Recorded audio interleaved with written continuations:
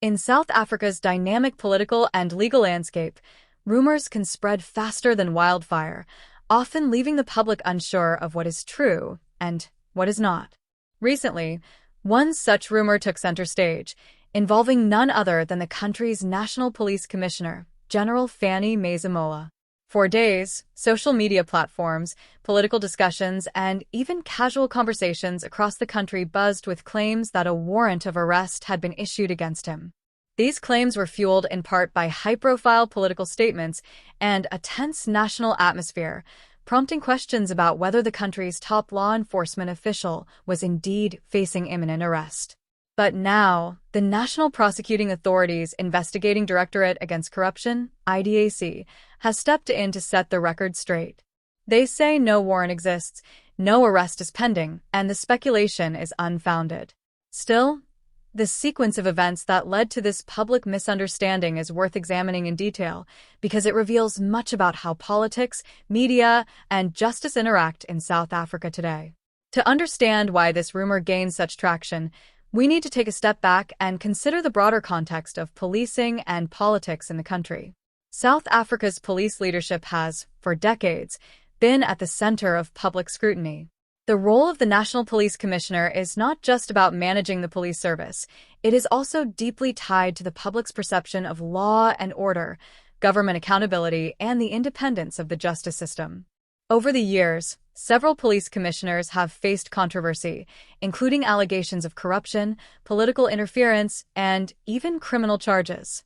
This history means that when the public hears about a possible arrest involving a police chief, it does not sound completely far-fetched.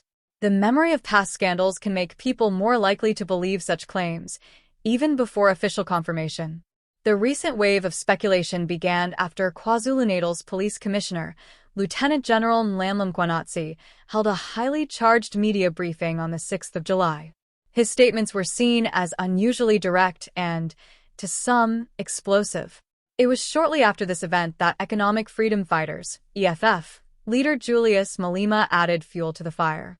Speaking with his usual energy and conviction, Malema claimed that a warrant of arrest for Masemola had already been issued. He went further, questioning why the arrest had not yet been carried out, and suggesting that someone, somewhere, was playing politics to shield the national commissioner.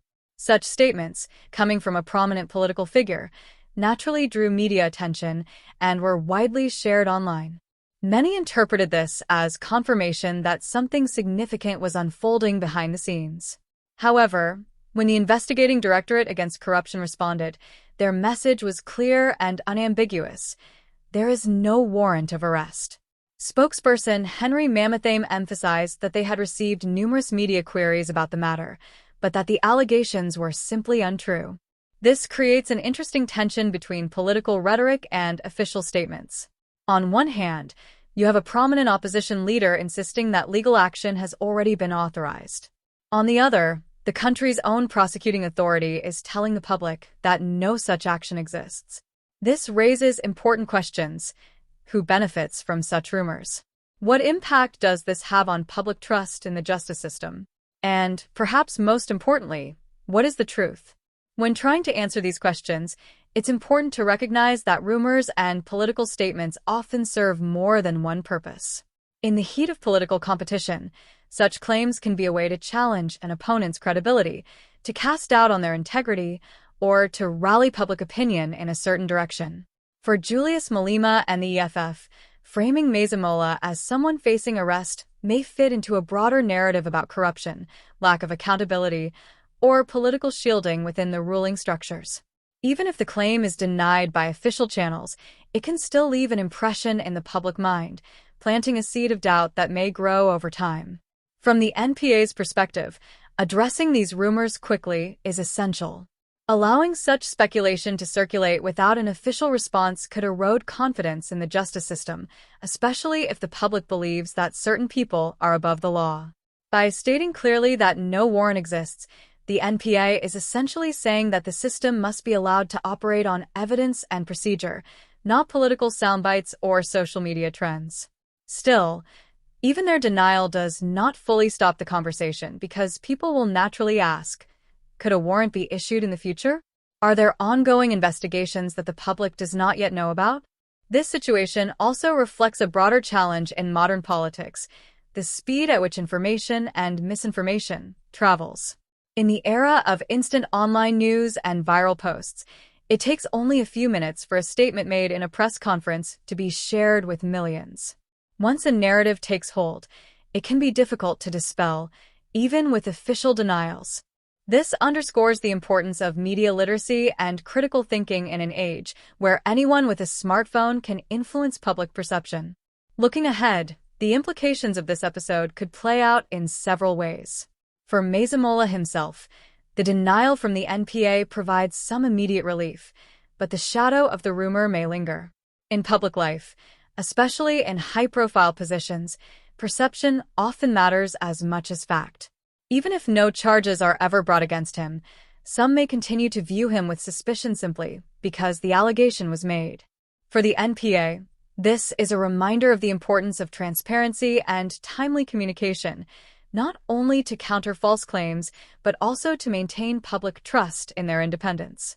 For the political landscape, the incident shows that narratives can be shaped very quickly and very effectively through strategic communication.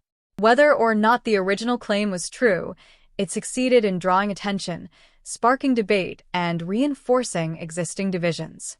This may embolden other political actors to use similar tactics in the future, knowing how easily such narratives can take hold.